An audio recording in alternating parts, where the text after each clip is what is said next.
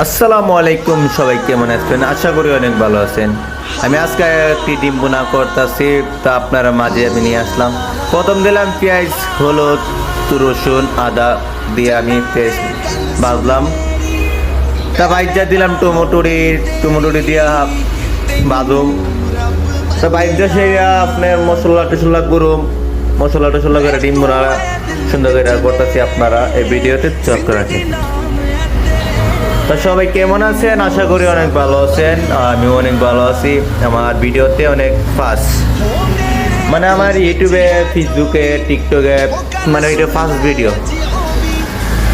Video মানতে আমার খাবারের কোনো ভিডিও আমি আজ পর্যন্ত করি না, আর কোনো সময় করছি না। আজকেও ফার্স্ট করলাম।